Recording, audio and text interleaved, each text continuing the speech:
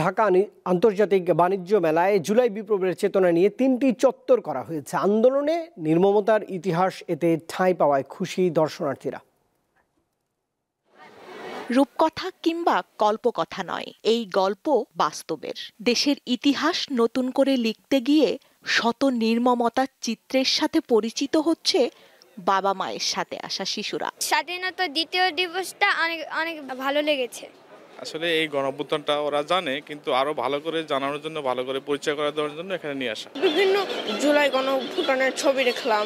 এই গৌরবের ইতিহাসগুলো মনে করিয়ে দিলে অবশ্যই উৎসব এবং প্রেরণা মানুষ পাবে। তখন উত্তাল সময়।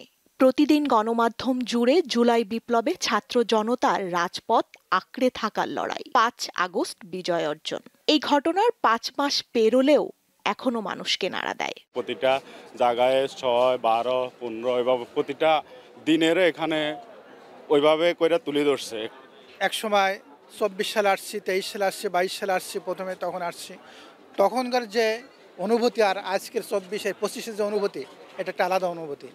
36 বাংলাদেশের একটা ইতিহাস। 36 আমাদের যে ভবিষ্যৎ প্রজন্ম থেকে প্রজন্ম, এই 36টা আমাদের স্বর্ণাক্ষরে বাংলাদেশে লেখা থাকবে।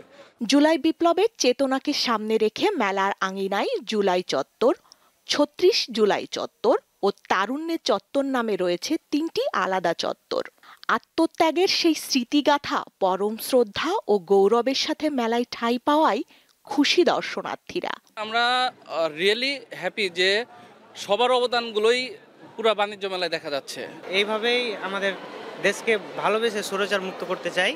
যুদ্ধে যারা অংশগ্রহণ করছে, যারা শহীদ হয়েছে, তাদের সবার নাম আছে, স্মৃতিস্বরূপ হিসেবে সবার ছবি দেওয়া আছে, কি করছে সব উঠে আসতেছে। যে স্বাধীন যে স্বচ্ছতা এখন আমরা চারিদিকে দেখতে পাচ্ছি, এটা যেন সব সময়ই থাকে। গণ অভ্যুত্থানের সেই দিনলিপিকে ছবি, গ্রাফিক্স, ব্যানার, ফেস্টুন, আলোকচিত্র কিংবা সংবাদপত্রের প্রতিবেদন দিয়ে সাজানো হয়েছে। জুলাই গল্প শিরোনামে করা হয়েছে একটি কর্নারও।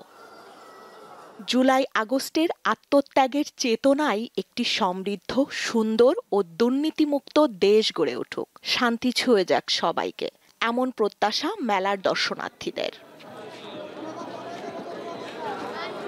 স্বস্তিকা সিংহ, দীপ্ত সংবাদ, ঢাকা।